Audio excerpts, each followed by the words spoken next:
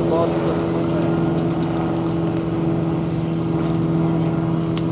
So when you're practicing,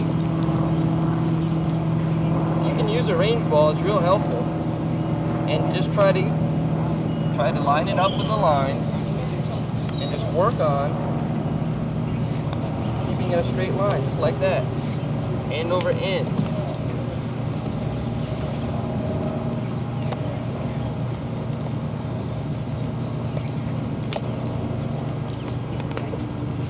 Next thing is real important.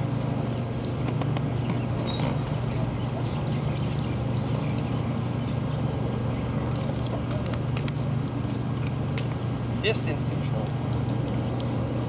I'll tell you what, this has got to be by far the biggest adverse condition in most of my beginner strokes. Is they have no sense of the distance control to make the putt. After a while, you get them from this distance. Guaranteed, their first putt. If I have a real beginner golfer, maybe taking a few lessons, and I get them on the putting green, their first putt from this distance is going to look like this. And then their second one is going to look like this. They have no gauge of the distance. What you have to do is you have to work on a spot behind the ball where you want your ball to end up. Now you want it behind the ball because if it's in front of the hole, behind the hole instead of in front of the hole, it has no chance of going in. So you always want to give it a chance at least to go in. And you want it to end somewhere, hopefully, where it's a makeable putt coming back. So if you're practicing, you can put a club like that behind the hole,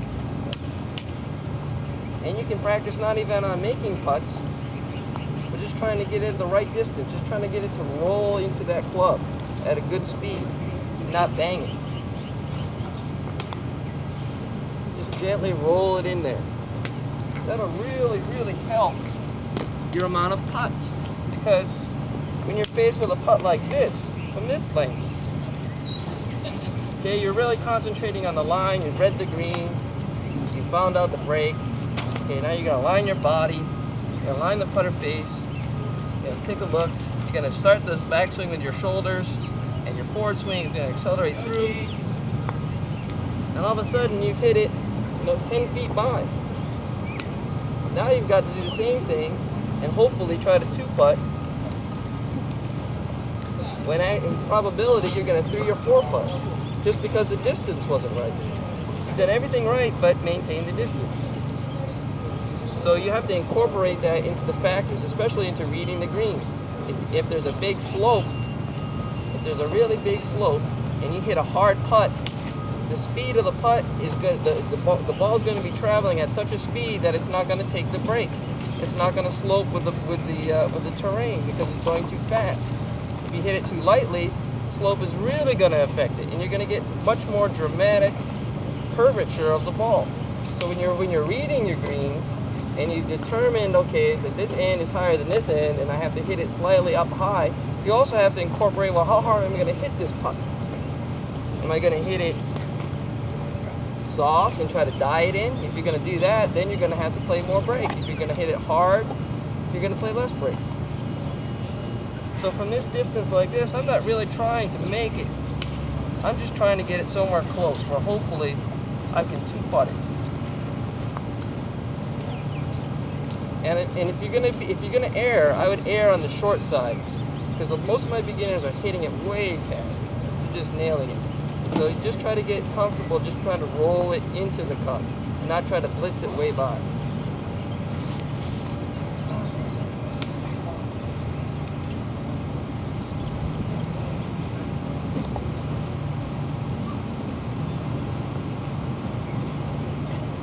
Posture is important in the stroke as well. It's not only important while you're up here aligning to the putt. When you're setting up, you want good posture, you want to stay relaxed. You're going to tilt to your back, your arms are going to be hanging down. You also want to maintain that posture while you're hitting the putt. You don't want to have a good backswing and then lurch up or down. You want to keep that posture very constant. So from right here, your center is over the ball, and from here I'm just turning my shoulders back and through, back and through. The putter face actually looks like this. As a result of the shoulder turn, your face is going to be looking like this. It actually doesn't go straight back like that. I'm using my hands now to manipulate the club face in this position. Your body is limited and your arms are limited to how far straight they can go back. They can go straight back here, but gradually they're going to have to turn in somewhere because it's a circle and my body is the fulcrum. So the club face, as the longer the putts get, the club face is going more to the inside. And the same is true when you're accelerating through the putt. From here, the putter stays in this position. It doesn't, the hands don't roll over. There's no change in the alignment of the putter face. That's directly because of the shoulders. The shoulders have turned it back and they've turned it through. And the face has remained the same.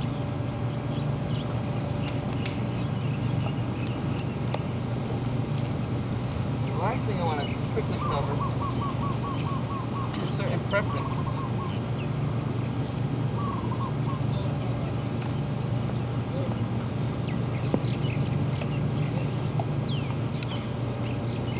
For example, we've got 3 or 4 different putters. And a lot of times in the pro shop we'll ask, well, what putter is good for me, or which one is better than the other one? And there's real no simple answer. You can go ahead and experiment. That's probably the best way. Whatever you feel more comfortable in holding in your hands and stroking back in relation to not only the weighting of the club, but the way the club face looks, how it sits, the length of the club. It's all preference. Short people can putt with long putters. Tall people can putt with short putters. It really is all preference. Here's just 4 different examples. Here's a straight bullseye type putter. It just has absolutely no hosel, just straight flat. It goes right down the shaft line. This is an Anser 5 putter, and it's got this real big indentation right here. And this is what they call offset. This is actually a face balanced putter. If I was to do this, the club face stays perfectly balanced. This is real important and it's real helpful in your stroke. It kind of minimizes twisting in your stroke. The putter face stays right on line, much easier. You've got to get used to this offsetness, and it looks a little funny, but the club is set way, there's the shaft line here, the putter face is set behind the shaft line. This is another mallet type or ping type face, but it doesn't have that offset. It's just straight down the line. If you like kind of that wideness and thickness, and you don't like that offset, you can try something like this.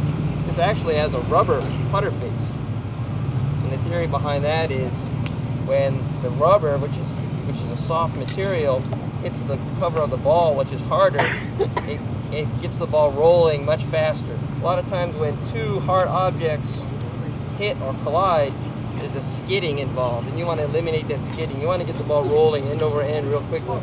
So this is designed just to do that a little faster. Here's just a standard King Anser. This is a real good all-around putter. If I was a beginner and I wanted to get a good putter, I'd probably get this one.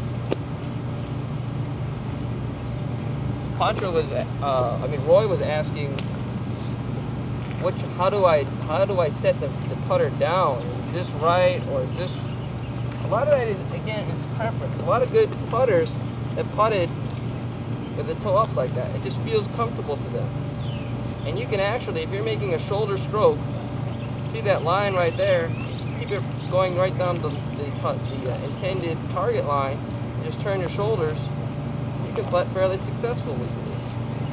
But it's a matter of preference. Some people do it the opposite way. Dave Rummel's on tour is one. He has it like this. He has the putter shaft going straight down, almost perpendicular to the ground. Much like this. It's a little harder for me. But again, the similarities are the shoulders are controlling the stroke. They have good distance control. They're making good accelerating putts. The putter face angle is the same throughout. The rest is just what you feel comfortable with. You can get, there's some things that are not, especially in putting, that are not laid out in stone. You know, you don't have to adhere to very rigid fundamentals in putting when it comes to your address. You just want to stay relaxed and hopefully just repeat a good, sound, simple stroke. Just keep it simple. Don't overcomplicate it. And off to Scott.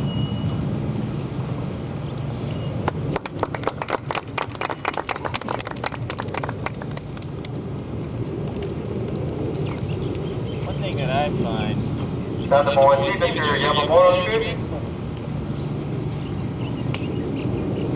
one thing I can't stress enough is forming a golf swing, developing a sound putting stroke is the importance of the setup. And you're going to find the more you move along, the more you progress in the game, just how important it is. The setup actually dictates your motion. There's no sense learning motion unless you have a proper setup. I think Clark did a very good job in demonstrating the setup. Kevin added to it as well. You're going to find out, though, a good golf swing or a good putting stroke has very little compensation or rerouting of the putter. In order to do that, I have to have my body lines once again on a parallel line with my intended target line. And if I have good posture, here, and I let my shoulders control the stroke, look at the path that my arms swing onto the hole. Yeah? Now, if my posture's no good, my arms are in front of me, my body lines are bad, naturally my path is going to be swinging in this direction.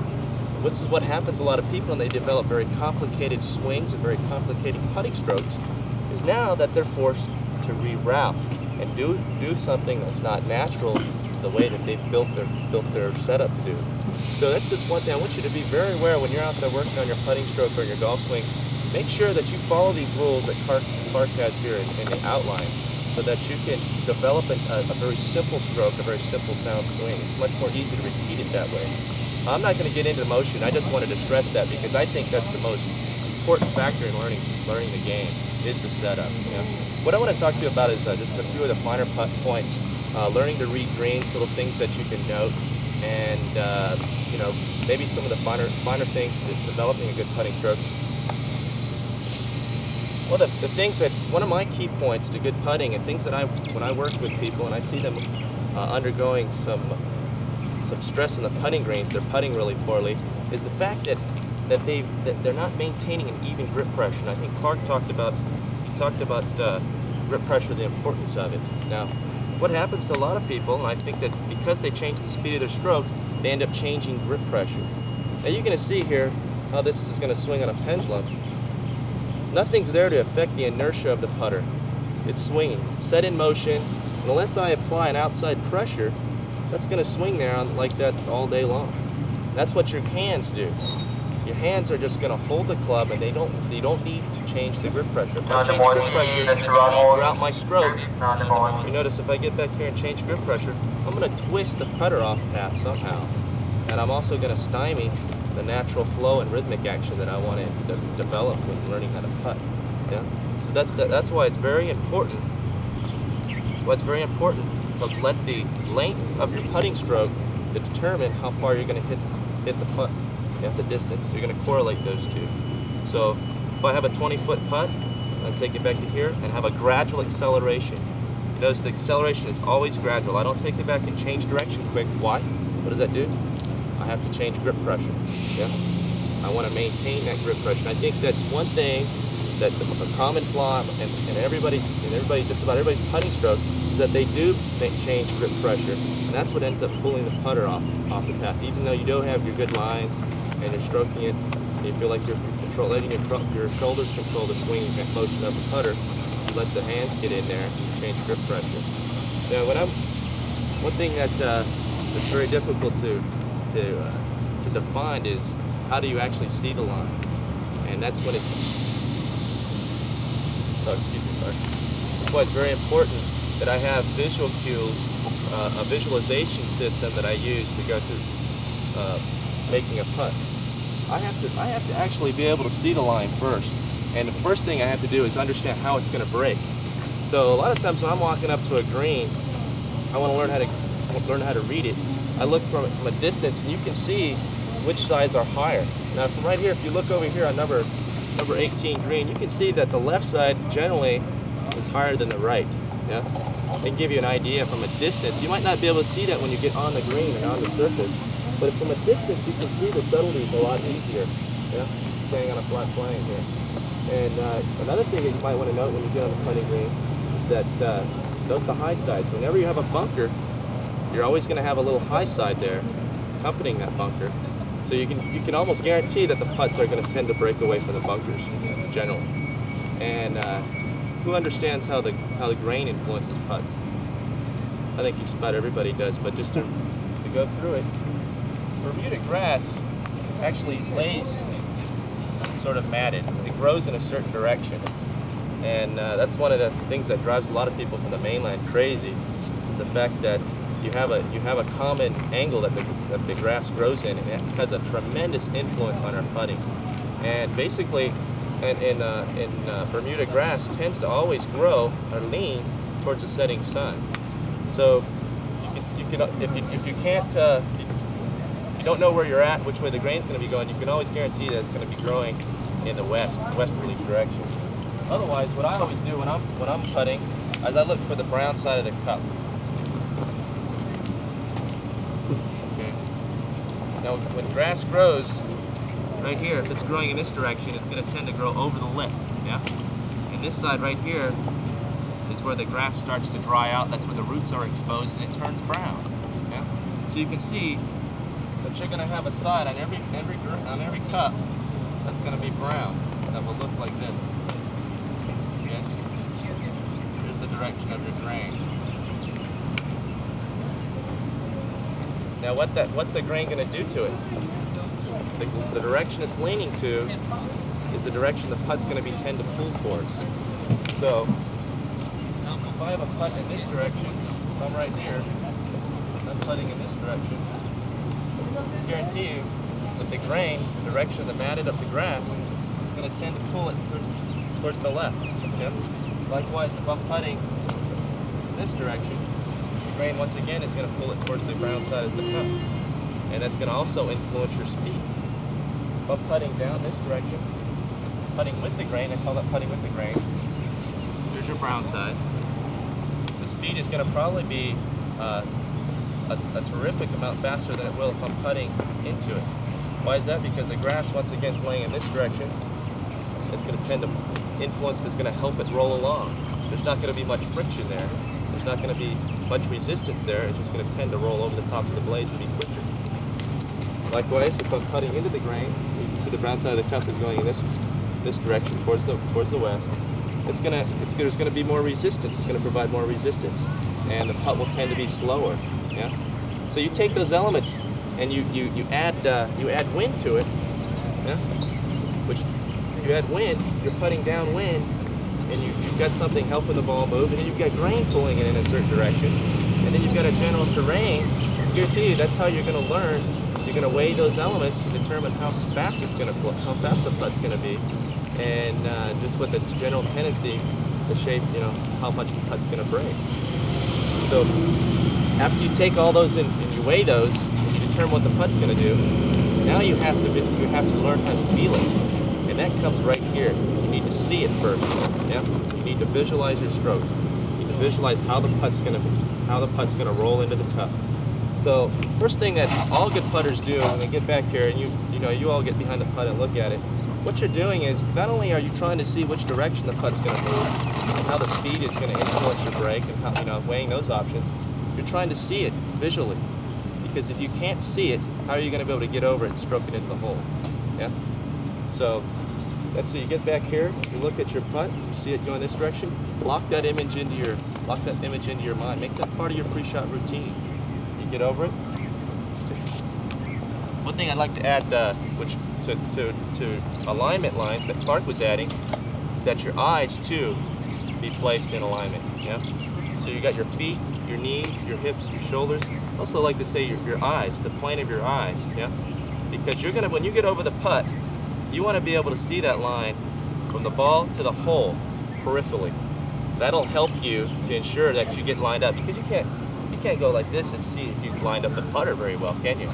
Your line, you have to be able to see it peripherally. When you're looking down, when I'm putting my best, I can still see that line. I can see a little track running to the hole, yeah, when I stand over it peripherally. Now, if my head is tilted in this direction, and the plane of my eyes is going over here, I'm not gonna very well be able to see get the peripheral feel for the putt. Matter of fact, if my head's turned in this direction here, it's gonna encourage a stroke which goes to the right. Yeah, so include eyes on that list on your outline, because I think that's something that's not covered very well, but I find a lot of times when I'm putting poorly, my head's tilted in a strange direction. That's influencing my putt and also stymieing me from being able to get a peripheral feel for the putt. Yeah. So that's basically, like to reiterate, is you maintain an even grip pressure. Yeah. If you go over the cues that Clark and Kevin went with, you maintain an even grip pressure. Make sure that acceleration is gradual. And after you weigh the options on how the putt is going to react on the green, you need to be able to see it visually in your mind, be able to see it from behind the putt, and also make sure that you get a peripheral feel of the putt. Yeah? There's things that you can do to improve that. There's certain drills. The way I learned to putt, I took out about a shag bag of about 50 balls, and you see guys on tour do it. Lock into a position with these lines right here and work strictly on rhythm, maintaining an even grip pressure. You can see the acceleration is very gradual. Yeah, there's not if I change direction quickly, once again I'm gonna have to increase grip pressure, and a lot of times that's gonna pull my putter off track. Yeah. So you can just get a shag bag right here, lock into a position so you don't have to waste a lot of time going back and forth.